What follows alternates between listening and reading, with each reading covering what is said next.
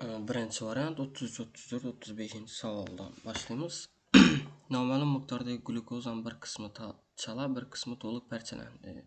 Qolgan 50% qismi esa parchalanmasdan qoldi.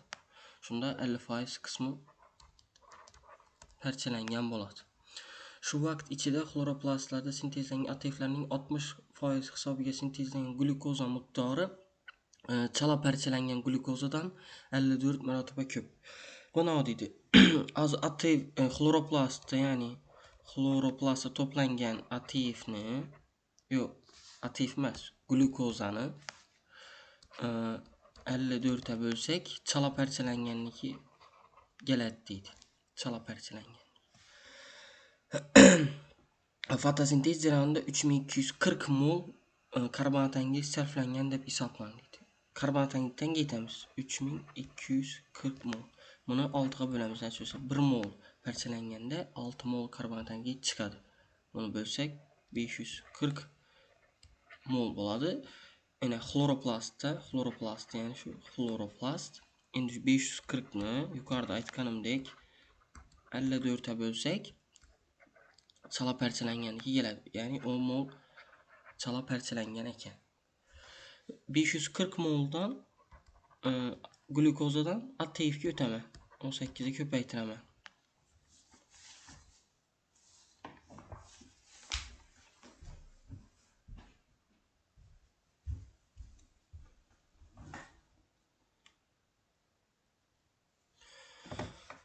Tak. 9720 ATF. 9720 60% hisobiga dedi. 60% hisobiga 0.6 ga bo'lamiz. Ulushiga jamisi keladi. 16200 ATF bo'lgan o'zi.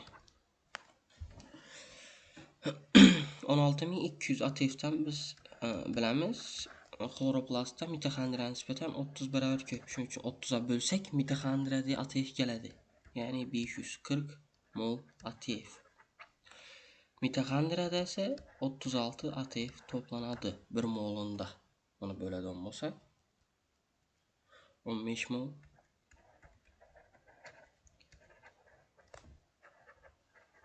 to'liq parchalangan. Shartlarni bajaradigan bo'lsak, glikoliz bosqichida issiqlik sifatida tarqalgan energiya. Glikoliz bosqichi degani ham ina bu 15 mol, ham bu yerdagi 10 mol. Hammasi glikoliz bo'ladi, ya'ni 25 ni 120 ga ko'paytiramiz. 3000 kilojul. Anaerob sharoitda sintezlangan ATF. Bilamiz, anaerob sharoitda bu 25 molni hammasi ham anaerob bo'ladi, ya'ni ikkinchi bosqichda o'tadi. Shuning uchun 25 ko'paygan 2 va bu yerda 16200 ATF xloroplastda ham aerob sharoitda sintezlangan bo'ladi. Shuning uchun 16200 dan qo'shaman. Javob 16250. 35-chi bo'ladigan bo'lsa, glukozaning to'liq parchalanishda issiqlik sifatida tarqalgan energiya.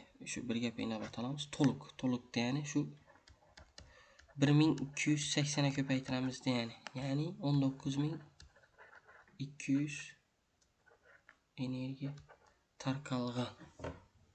Bu masalamiz xuddi shunday tartibda ishlanadi.